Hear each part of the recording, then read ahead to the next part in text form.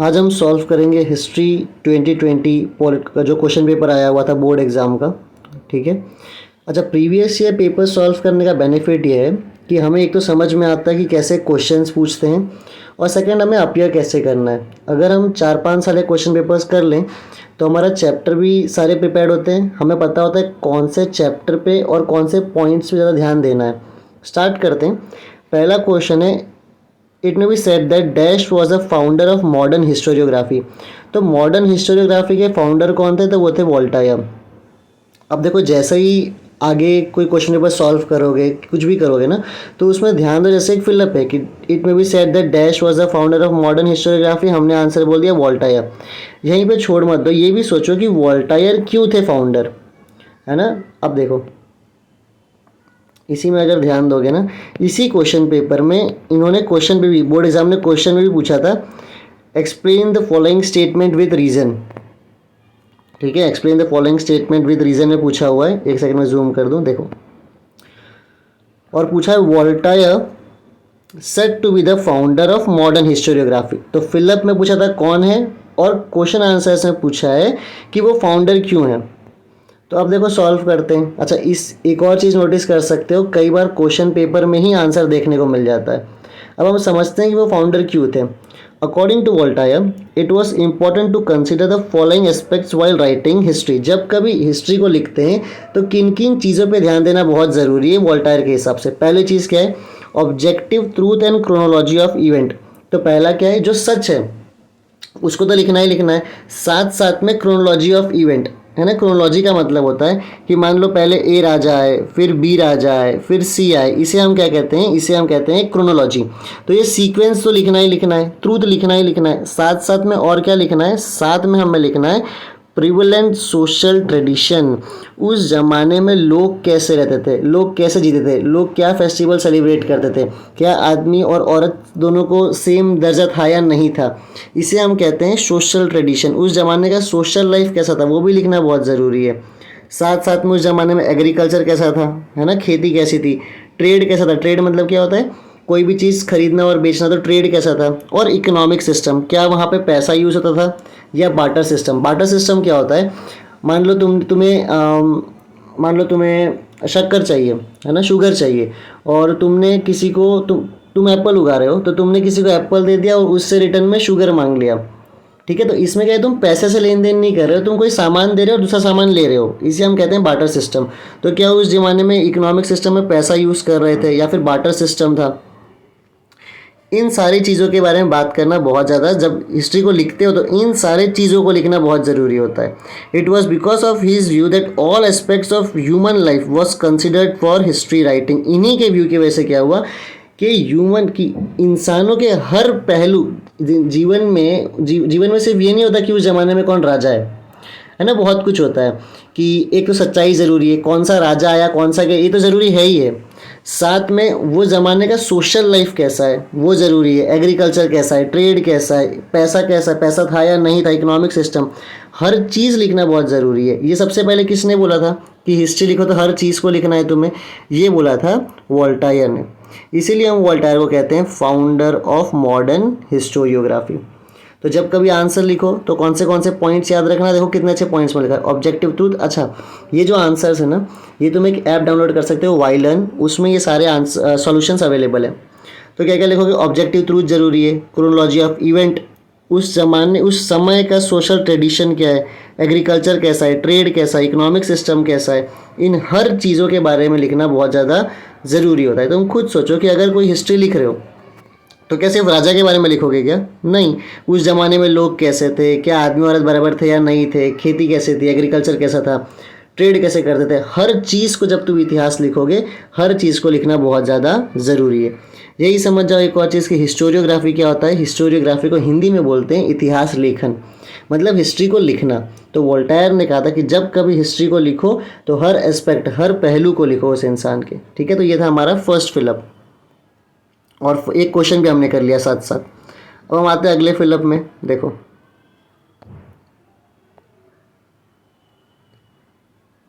Next fill up है, dash is considered as mother of science of all subjects. तो answer क्या है बेटा? फिलोसफी।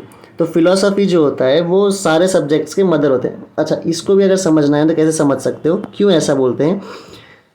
अभी अगर आप रूम में बैठे हो तो आपके ऊपर फ़ैन होगा, तो फ़ैन पहले किसी ना किसी के ख्याल में था और उसके बाद उसको बनाया गया। बुक्स हैं, बुक्स पहले किसी ना किसी के सोच में था, है ना, एक ख्याल थी, उसके बाद वो बना। तो हर चीज़ पहले एक फ़िलोसफी होती है। फॉर एग्जांपल आज से 25-30 साल पहले ये सिर्फ एक फ़िलोसॉफिकल बात होगी कि यार ऑनलाइन भी पढ़ाई हो जाएगी। उन लोग बोल देंगे भाई ये तो खाली फ़िलोसफी झाड़ रहा है कि ऑनलाइन पढ़ाई हो जाएगी, लेकिन आज वो पॉसिबल है। तो हर चीज़ पहले क्या होती है, फ़िलोसफी ही होती है और उसके बाद में वो हकीकत भी बन जाती है।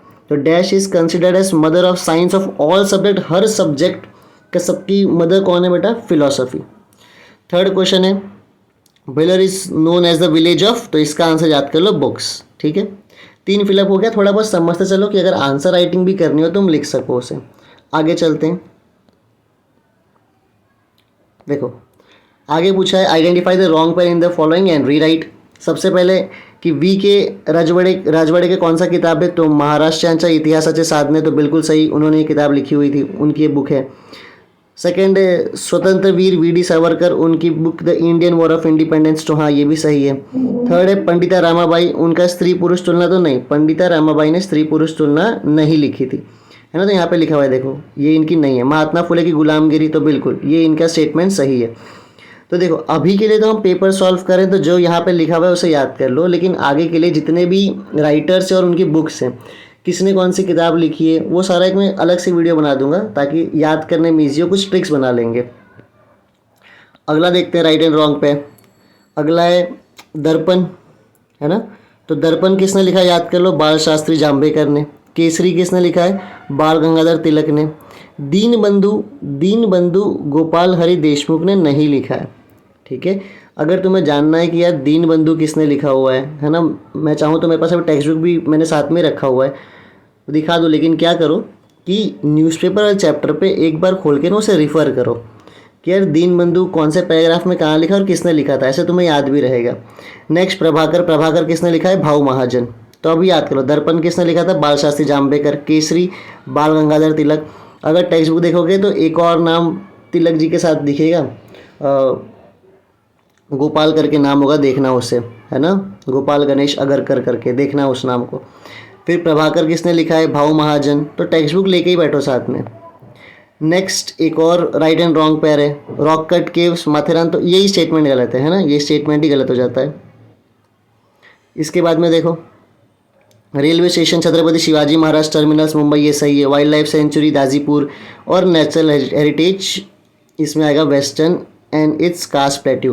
देखो ये सब चीज़ याद करना ना बहुत ही सिंपल होता है, एक छोटे छोटे ट्रिक्स बना लिया करो, अगर नहीं होगा तो ना मैं कुछ दिन में कुछ ट्रिक्स डाल दूंगा, है ना, तो वो हो जाएगा। अभी सिर्फ मैं क्वेश्चन पेपर में, इसलिए मैं इसके बाहर नहीं जा रहा हूँ, वरना वीडियो और बहुत बड़ी हो जाएगी।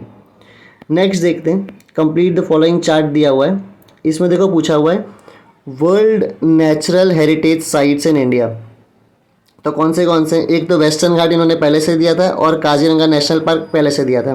कुछ हमें याद करना पड़ेगा, जैसे कि Nanda Devi and valley of flowers national park, Nanda Devi and valley of flower national park. फिर है Keoladeo national park, Manas wildlife sanctuary, Sundarban national park, ये सारे नाम हमें याद करने। अगर टेक्स्ट बुक के इस पेज पे आओगे ना जहाँ पे ये सब दिया हुआ है, तो उसमें जाके देख सकते हो कि और भी चीज़ें हैं, ओरल ट्रेडिशन, है ना, जैसे कोटियट्टम कहाँ से है, फिर रामलीला कहाँ पे होता है, तो ये भी सारी चीज़ें हमें याद करने। अभी सिर्फ टेक्स्ट बुक स्पेसिफिक इसके पेपर स्पेसिफिक होते हैं, पर मैं वो सारा याद करवा दूंगा, बड़ा इजी होता है याद करना। अभी याद कर लो कि world natural heritage site in India अगर पूछे क्या लिखोगे answer, Nanda Devi and valley of flower national park, Keoladeo national park, Manas wildlife sanctuary, Sundarban national park. नहीं याद होता है ना, तो क्या किया करो कि ईयरफोन लगा के सुनते भी रहोगे ना, तो कुछ ना कुछ तो याद कर ही पाओगे उससे। आगे देखो इजी क्वेश्चन था। अच्छा इसमें देखो एनी टू ही था, अगर ये वाला डिफिकल्ट लग रहा था तो ये तो बहुत ही ईजी है, बच्चों के लिए आता है ये। इंडोर गेम्स तो कार्ड्स, कैरम, चेस, लूडो, ये सब इंडोर गेम होता है, तो बड़ा इजी क्वेश्चन था ये वाला। साथ साथ टाइप्स ऑफ टूरिज्म, हर किसी को घूमना पसंद है, तो एग्रो टूरिज्म जो एग्रीकल्चर से रिलेटेड होता है। स्पोर्ट्स टूरिज्म जैसे कि अभी वर्ल्ड कप चल रहा है ना, तो हम इंडिया में जैसे इंडिया पाकिस्तान हो, तुम वो मैच देखने गए हो, इंडिया के अंदर हो या इंडिया के बाहर कभी जाते हैं हम मैच देखने, तो हो गया स्पोर्ट्स टूरिज्म। जियोग्राफिक टूरिज्म, तुम हिमालय देखने जाते हो, जियोग्राफिक टूरिज्म। हेल्थ टूरिज्म, जैसे इंडिया में हेल्थ का सिस्टम अच्छा है तो विदेशी लोग यहाँ पे आते हैं हमें ट्रीटमेंट कराने के लिए, तो वो हो गया तुम्हारे पास एक हेल्थ टूरिज्म का एग्जाम्पल। ठीक है, तो ये दो बहुत ईजी था। डिफ़िकल्ट कौन सा था थोड़ा सा, ये मैं टेक्स्ट बुक पे आ गया हूँ क्योंकि मैं टेक्स्ट बुक भी साथ में रखा है, थोड़ा सा स्क्रॉल करना होगा, है ना। पॉलिटिकल साइंस तो वैसे कर भी नहीं रहे, चलो अच्छी बात है कि तुरंत आ गए टॉपिक पे। एक मिनट में ज़रा पेन स्टार्ट कर लो अपना। ठीक है, देखो तो 3 में से 2 इजी था, एक थोड़ा सा मैं मानता हूँ डिफ़िकल्ट क्वेश्चन था, तो आप उसे स्किप भी कर सकते थे एग्जाम में। हालांकि इंडोर गेम्स इजी क्वेश्चन था, cards, carrom, ludo, chess. Types of tourism भी इजी क्वेश्चन है, sports tourism, geographic tourism, health tourism, agro tourism, easy question. अब आते हैं राइट शॉर्ट नोट। ठीक है, कौन सा क्वेश्चन पूछा है, feminist historiography. Feminist historiography means writing history with women perspective. जब कभी तुम इतिहास औरतों के नज़रिया, पर्सपेक्टिव मतलब नज़रिया, जब कभी तुम इतिहास औरतों के पर्सपेक्टिव, औरतों के नज़रिए से लिखते हो, उसे हम कहते हैं feminist historiography. There was a lot of dominance of male perspective on historical writing. जब पहले इतिहास लिख रहे थे तो किसका बहुत डोमिनेंस, दबदबा था, मेल पर्सपेक्टिव का। मतलब जब भी हिस्ट्री लिख रहे थे ना, सिर्फ आदमियों के बारे में लिख रहे थे, आदमियों के नज़रिए से इतिहास लिख रहे थे, फीमेल का कुछ कंसिडर नहीं किया जा रहा था। लेकिन उसके बाद में आई Simone de Beauvoir, a French scholar, insisted on rethinking on the male dominant perspective. उन्होंने बोला कि अब हमें वापस सोचने का ज़रूरत आ गया है कि क्या जब कभी हम हिस्ट्री लिखें, क्या सिर्फ आदमियों के नज़रिए से, आदमी के पर्सपेक्टिव से लिखें, नहीं, हमें साथ साथ में and inclusion of women perspective and historiography, हमें औरतों का भी पर्सपेक्टिव को इंक्लूड करना चाहिए। Because of her efforts various aspects of women life like employment, the role in trade union and their family life became the part of historiography। इन्हीं के efforts की वजह से औरतों की लाइफ, है ना, औरतों का क्या रोल था, एम्प्लॉयमेंट क्या करती थी औरतें, औरतों का क्या रोल था नौकरी पे, ट्रेड यूनियन में, ट्रेड यूनियन मतलब जॉब पे मान लो, क्या उनका कंट्रीब्यूशन था, औरतों का फैमिली लाइफ कैसा था, ये सब पार्ट बना हिस्टोरियोग्राफी। हिस्टोरियोग्राफी मतलब आपस बताता हूँ, हिस्ट्री को लिखना। तो फेमिनिस्ट हिस्टोरियोग्राफी आएगा, पहले आंसर समझ लो फिर लिखना। क्या लिख सकते हो कि सबसे पहली चीज़ तो ये है कि फेमिनिस्ट हिस्टोरियोग्राफी का मतलब ही क्या है। इसका मतलब है कि पहले सबसे ज़्यादा डोमिनेंस किसका था, लीड फीमेल्स का डोमिनेंस था, सॉरी मेल्स का डोमिनेंस था, फीमेल का तो खैर नहीं था, है ना। ये जो मैं गलत बोल गया क्योंकि मेरे दिमाग में सब कॉन्शियसली चल रहा था कि बाहर गाना बज रहा है ना। अभी नवरात्रि का है तो थोड़ा सा बेयर कर लेना, रिकॉर्ड करना ही पड़ेगा अभी। तो देखो टॉपिक पे आते हैं। फेमिनिस्ट हिस्टोरियोग्राफी में क्या है कि पहले मेल का बहुत ज़्यादा डोमिनेंस था। सिमोन डी बेवियर ने कहा यार हमें वापस सोचना चाहिए कि मेल का डोमिनेंस इतना होना क्या सही है हिस्ट्री को लिखने के टाइम पे। क्या सिर्फ हिस्ट्री आदमी के नज़रिए से ही लिखा जाना चाहिए, नहीं, औरतों का भी इंक्लूजन होना चाहिए। और उनके इस एफर्ट्स की वजह से औरतों का क्या एम्प्लॉयमेंट में था, है ना, क्या उनका कॉन्ट्रीब्यूशन एम्प्लॉयमेंट में था, वो लिखा गया। औरतों का ट्रेड यूनियन मतलब जॉब पे क्या काम था, वो लिखा गया। और औरतों का फैमिली लाइफ कैसा था, वो भी इसमें इंक्लूड किया गया। तो ये भी मैं एक ईजी क्वेश्चन में ही इसको इंक्लूड करता हूँ क्योंकि फर्स्ट चैप्टर का है, हर बच्चा इसे पढ़ता ही है। नेक्स्ट क्वेश्चन देखो, फिर से एक ईजी क्वेश्चन है। अच्छा, मैं इसलिए नहीं बोल रहा हूँ क्योंकि मैं पढ़ा रहा हूँ, अगर आप आंसर समझते हो तो बेटा ये ईजी है। नेक्स्ट क्वेश्चन देखो क्या है, नीड ऑफ एंटरटेनमेंट, है ना, नीड ऑफ एंटरटेनमेंट।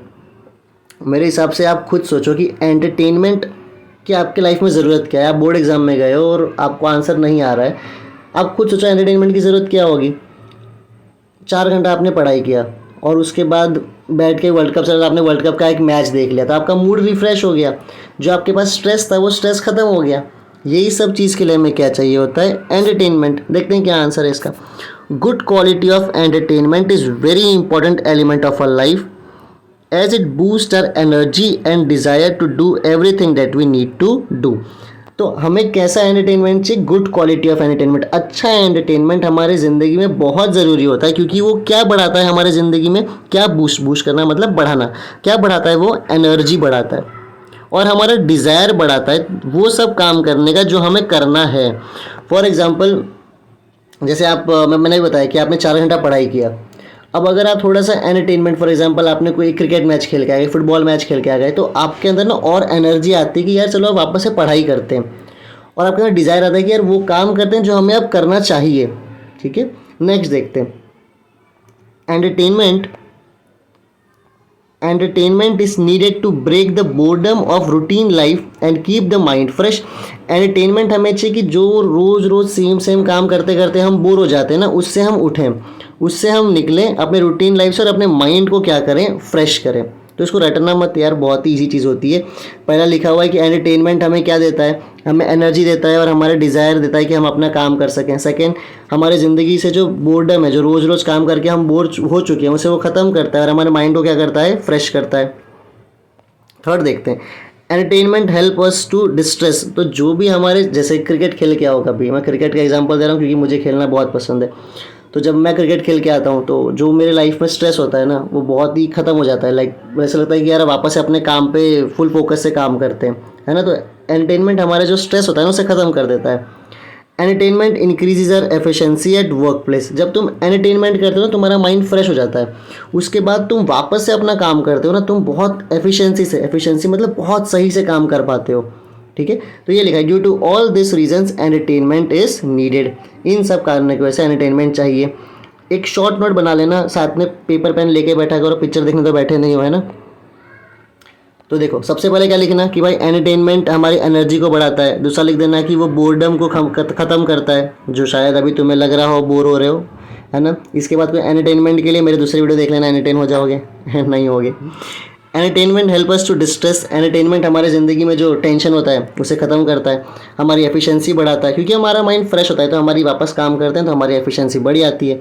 और इन सब की वजह से हमें एंटरटेनमेंट की बहुत ज़्यादा ज़रूरत है। ठीक है, नेक्स्ट क्वेश्चन देखते हैं। देखो, एक एंटरटेनमेंट पे क्वेश्चन है, हमने स्पोर्ट्स की इतनी बात की, और अगला ही क्वेश्चन बोर्ड एग्जाम ने पूछा है, इम्पोर्टेंस ऑफ स्पोर्ट्स। क्या इंपॉर्टेंस होगा स्पोर्ट्स का? It help us to overcome pain, worries and suffering. तो भाई ज़िंदगी का जो दर्द है, जो घबराहट है, जो सफ़र जो रोज़ हम किसी दर्द को लेके बैठे रहते हैं, उस सब से हम ओवरकम आ पाते हैं, उस सब से हम ऊपर आ पाते हैं, है ना। इसको कोई और सेंस में मत लेना कि तुम किसी से प्यार कर बैठे हो और फिर उस दर्द से ऊपर आ रहे हो, ठीक है, वो भी एक सोच सकते हो। लेकिन इंपॉर्टेंस ऑफ स्पोर्ट्स क्या है बेटा, वो हमें मदद करता है कि जो अपने दुख दर्द, हमारी चिंताओं से हम ऊपर आ जाते हैं स्पोर्ट्स की वजह से। ठीक है, we can feel our self relaxed and refreshed by playing sports. तो भाई हमें बहुत ही रिलैक्स और बहुत ही रिफ्रेश्ड फील होता है जब हम किसी स्पोर्ट्स को खेलते हैं। कौन से स्पोर्ट्स लाइक क्रिकेट, फुटबॉल। शायद बच्चों की आवाज़ आ रही है, बहुत चिल्ला रहे हैं, तो वो लोग अभी स्पोर्ट्स ही खेल रहे हैं, एंटरटेन ही हो रहे हैं। कोई बात नहीं, होने तो हम पढ़ते हैं। Sports like cricket, football etcetera which involves a lot of physical activity not only provide good exercise but also helps in building a strong body. तो जब हम क्रिकेट फुटबॉल खेलते हैं, ना सिर्फ हम एक अच्छा एक्सरसाइज करते हैं, हमारी बॉडी भी क्या होती है, बहुत ज़्यादा स्ट्रांग होती है। तो पूछा है स्पोर्ट्स का इंपॉर्टेंस क्या है, तो पहला इंपॉर्टेंस है हमारी ज़िंदगी में जो दुख दर्द है, जो दुख दर्द मतलब पेन, वरी, सफरिंग, उसे ख़त्म करता है। सेकंड, हमें रिलैक्स करता है, हमें रिफ़्रेश करता है। थर्ड, हमारी बॉडी फिटनेस हमारी बहुत इंप्रूव कर देता है। चौथा पढ़ते हैं, one can develop courage, determination and sportsmanship by playing games. जब तुम इस सारे गेम्स खेलते हो, तुम्हारे अंदर बहुत करेज आता है। करेज मतलब हिम्मत। हिम्मत कैसे आता है? फॉर एग्जांपल, एक ओवर में 5 रन चाहिए, है ना, और तुम जाके बॉलिंग कर रहे हो, तो भाई वो हिम्मत का काम है ना। तो तुम्हें मालूम, तो तुम्हारे अंदर करेज आता है, तो तुम अपने अंदर करेज डेवलप करते हो, हिम्मत डेवलप करते हो। डिटर्मिनेशन डेवलप करते हो। डिटर्मिनेशन कैसे? डिटर्मिनेशन मतलब क्या कह सकते हो हिंदी में? जिसके मन में आ गया वो कमेंट में लिख देना क्या कहते हैं। डिटर्मिनेशन का मतलब होता है बेटा वो एकाग्रता, है ना, कि तुम एक ही काम रोज़ रोज़ करोगे, है ना। फिर आता है स्पोर्ट्समैनशिप। स्पोर्ट्समैनशिप मतलब चीटिंग वीटिंग ना करना, जो तुम एग्ज़ाम में करते हो, है ना, एक अच्छे रूल में रहना। तो ये सब भी तुम डेवलप करते हो गेम स्पोर्ट्स की वजह से। स्पोर्ट्स से मिटा दिया मैंने, तो ठीक है। नेक्स्ट देखते हैं, games help to develop leadership quality. बेटा गेम खेलने की वजह से ना क्या आता है, हमारे अंदर लीडरशिप की क्वालिटी आती है। लीडरशिप की क्वालिटी, जैसे कोई कैप्टन होता है, तो वो तुम अपनी टीम के कैप्टन हो, फुटबॉल हो, क्रिकेट है, वॉलीबॉल हो, कोई भी गेम हो, तो तुम्हें मालूम पड़ता है कैसे पूरे 11 लोग की टीम की क्रिकेट की सबको संभालना है ना। तो तुम्हारे अंदर एक लीडरशिप की क्वालिटी आती है। तो इंपॉर्टेंस ऑफ स्पोर्ट्स क्या है? एक तो तुम्हारे दुख दर्द खत्म करता है, तुम्हारे पेन, वरी, सफरिंग खत्म करता है। सेकेंड, तुम्हें रिलैक्स और रिफ्रेश करता है। थर्ड, तुम्हारी फिजिकल एक्टिविटी तुम्हें स्ट्रॉन्ग बनाता है, तुम्हारी बॉडी स्ट्रॉन्ग करता है। तीसरा, तुम्हें हिम्मत देता है, मतलब करेज। फिर तुम्हारा फोकस, डिटर्मिनेशन को लिख सकते हो, फोकस बढ़ाता है।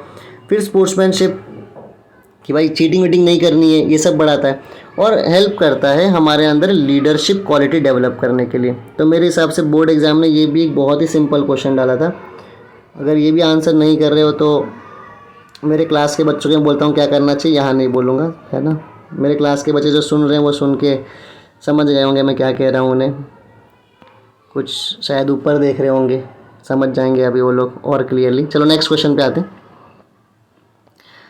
The list of world heritage site is announced by UNESCO. तो भाई यूनेस्को वर्ल्ड हेरिटेज साइट को अनाउंस करता है, हमें रीज़न देना है, गिव रीज़न, है ना, एक्सप्लेन करना है रीज़न के साथ। तो एक्सप्लेन करते हैं। देखो, cultural heritage is a form of human creation. तो बेटा हेरिटेज मतलब ये होता है जो हमारे पूर्वजों ने हमें दिया हुआ है। तो कल्चरल हेरिटेज का मतलब क्या होता है, ह्यूमन क्रिएशन। किसने बनाया है, इंसानों ने बनाया है। It is a cultural treasure that has been inherent from our ancestors. तो ये वो चीज़ें हैं जो हमारे पूर्वजों ने हमको दे के रखा हुआ है ना। ट्रेजर मतलब जो खजाना है ना। कोई बच्चा बोलता है ट्रेजर, ट्रेजर मतलब खजाना बेटा, जो किसने हमें दिया हुआ है, हमारे पूर्वजों ने हमको दिया है।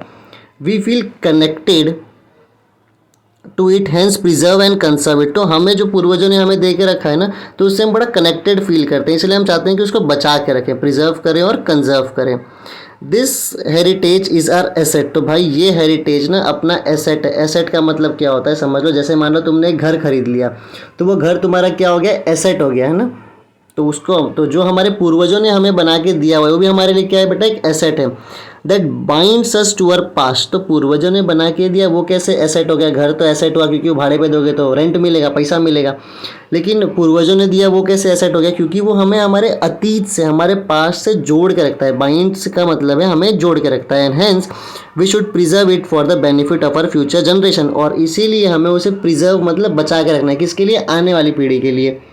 इन order to save this heritage UNESCO has announce some directives.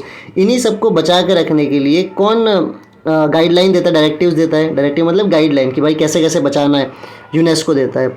On the basis of those directives, उसी सारे गाइडलाइन, उसी सारे डायरेक्टिव्स पे list of site traditions are declared as world heritage. तो जो यूनेस्को बोलता है गाइडलाइन, उस गाइडलाइन के ही बेस्ड पे सारी लिस्ट बनती है कि भाई किस किस को हमें सेव करना है। तो बेसिक आंसर क्या है, जिनको समझ में ना आया हो, कि जो भी हेरिटेज है ना, जो हमारे पूर्वजों ने हमें दे के गए हैं, वो एक तो सबसे पहले कल्चरल हेरिटेज क्या है बेटा, ये समझ लो, वो एक ह्यूमन क्रिएशन है, इंसानों ने बनाई हुई है। ये जो हमारा कल्चरल हेरिटेज है ना, हेरिटेज ऊपर लिखा हुआ था, वो हमारे लिए एक ट्रेजर है। ट्रेजर मतलब हमारे लिए खजाने की तरह है। क्यों, क्योंकि हमारे पूर्वजों ने हमें दिया हुआ है। We feel connected to it, hence preserve and conserve it. हमें उससे ना बहुत जुड़ाव होता है, इसलिए हम उसे बचा के रखते हैं। This heritage is our asset. ये हमारे एक एसेट है। क्यों एसेट है बेटा, क्योंकि ये हमें हमारे अतीत से जोड़ के रखता है, बाइंड करके रखता है, ठीक है। और इसीलिए ये सबको बचा के रखने के लिए कौन डिक्लेयर करता है, यूनेस्को डिक्लेयर करता है। कैसे डिक्लेयर करता है, वो कुछ रूल्स या फिर मान लो कुछ गाइडलाइंस को, डायरेक्टिव्स रखता है, ठीक है। ये आंसर थोड़ा सा मेरे हिसाब से बच्चों को पढ़ने में दिक्कत हो सकती है, पर स्टिल कोशिश करो। नेक्स्ट क्वेश्चन पे आते हैं। An expert with deep understanding of art is required in the art market. हालांकि मैं ये आंसर पढ़ा चुका हूँ, तो मेरे हिसाब से अगर वापस से पढ़ाऊँगा तो वीडियो बड़ी होगी, तो एक बार सर्च लेना, मेरे ही चैनल पे ये आंसर मिल जाएगा। An expert with deep understanding is required in the art market. अच्छा, तो भी स्टिल एक बार बता दूं, क्योंकि जब मैं पढ़ता था अपने एग्ज़ाम्स के लिए, गवर्नमेंट एग्ज़ाम्स के लिए, तब मुझे लगता था कि सर क्यों व्यू बढ़ाने के लिए काम करो, यहीं बता देते। तो ठीक है, थोड़ा सा बता देता हूँ।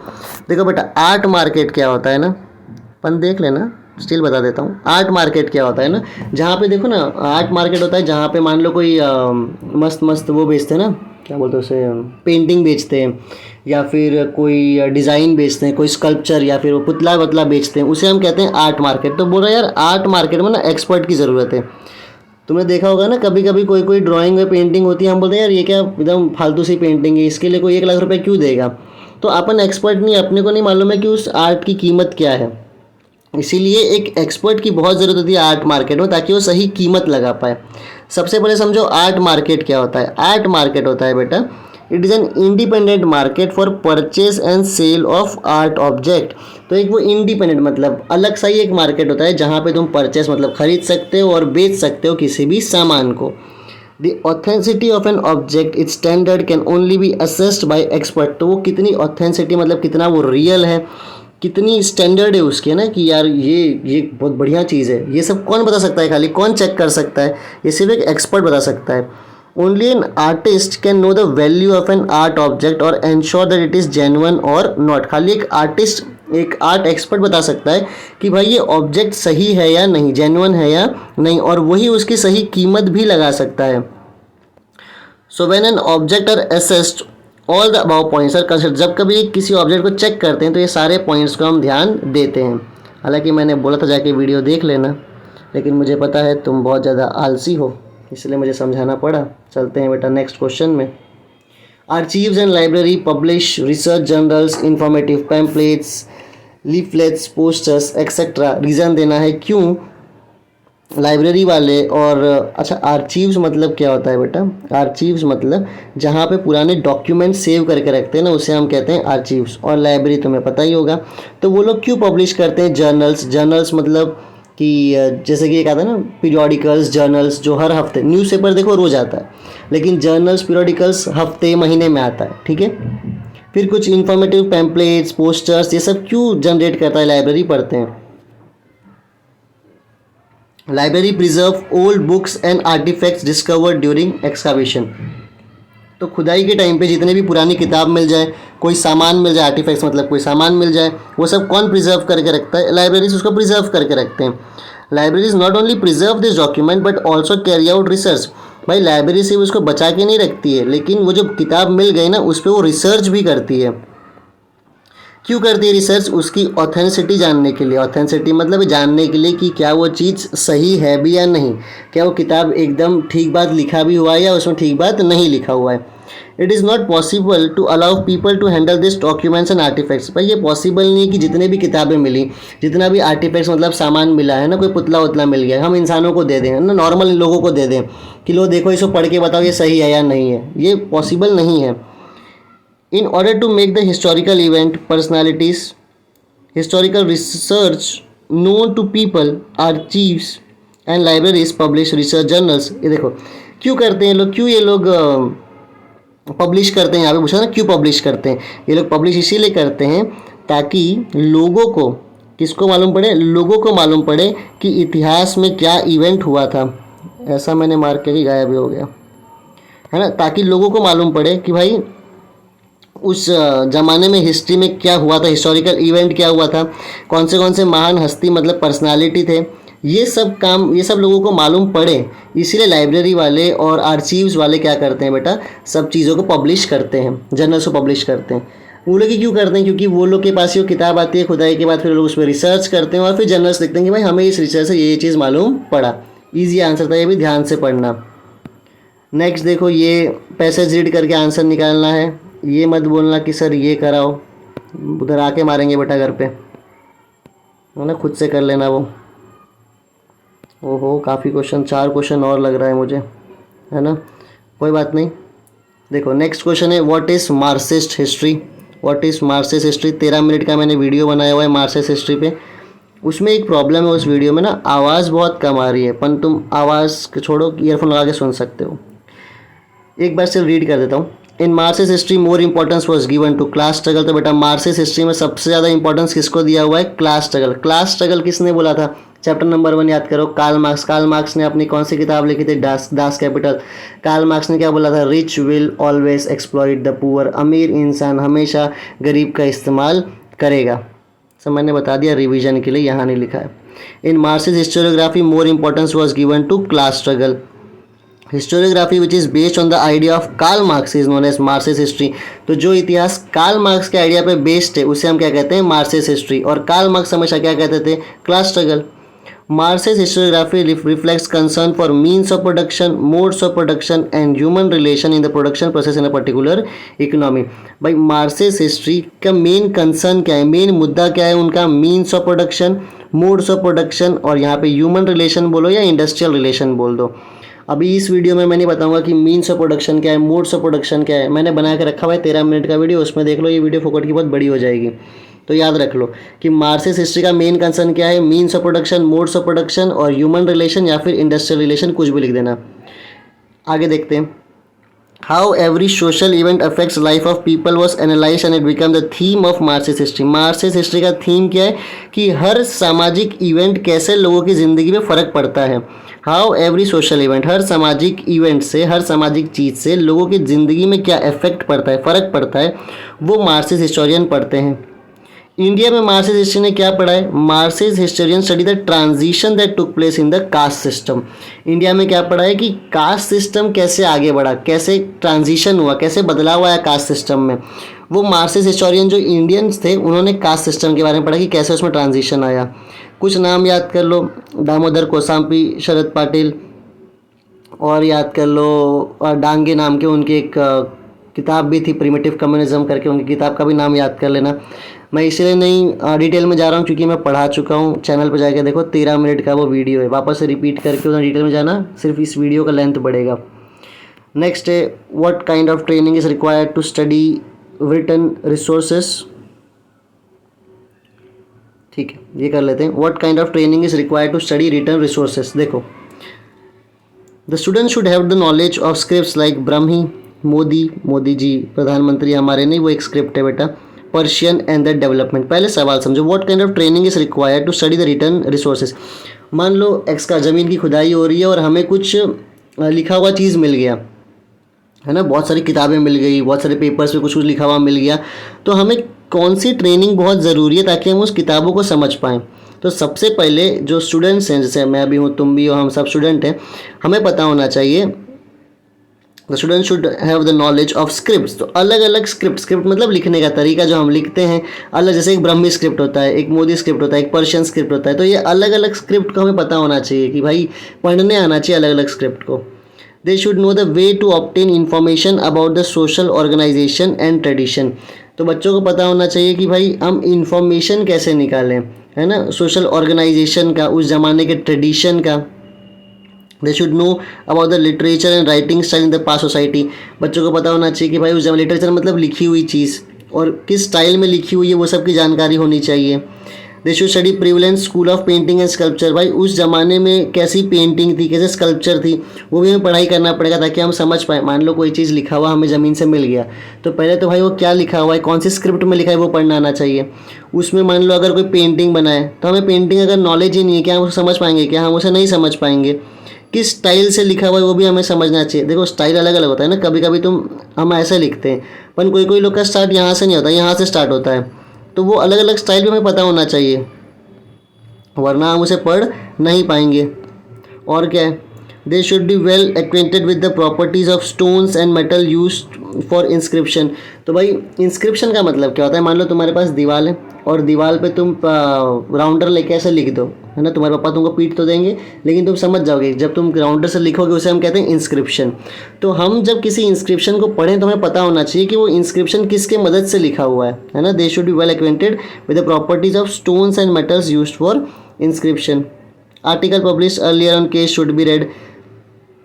कौन से केमिकल यूज है? मेरे हिसाब से ये क्वेश्चन जो था ये थोड़ा सा वो क्वेश्चन था तुम्हारे लिए, तो चाहो तो इसे इतना मत ध्यान दो, मत डिटेल में जाओ, ठीक है। एक दो वर्ड याद कर लो कि अगर क्वेश्चन आ गया तो क्या लिखोगे, कि अगर हमें कोई चीज़ ज़मीन के नीचे से मिल गई तो हम उसका स्क्रिप्ट हमें पता होना चाहिए, कौन से स्टाइल में लिखा हुआ है वो पता होना चाहिए, कौन सी पेंटिंग है, पेंटिंग के बारे में पढ़ाई करनी चाहिए, स्कल्पचर के बारे में हमें पढ़ाई करनी चाहिए, कौन सा इक्विपमेंट है वो भी पता करने के लिए केमिकल्स के बारे में पता होना चाहिए।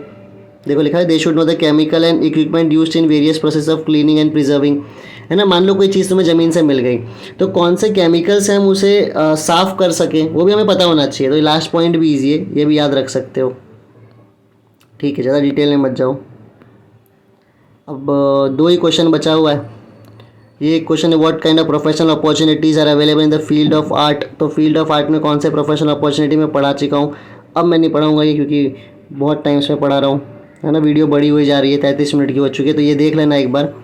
ये एक मैंने नहीं पढ़ाया है और ये हम कर लेंगे लास्ट क्वेश्चन। सिर्फ एक क्वेश्चन मैंने बोला है, जाके वीडियो देख लेना, बाकी मैं पढ़ा ही रहा हूँ, तो एक देख लेना जाके, और जब उस वीडियो पे जाओ तो बता देना कि सर आ गए, है ना। मैं तुमको 5 करोड़ रुपया दूंगा अमिताभ बच्चन से कह के, ठीक है।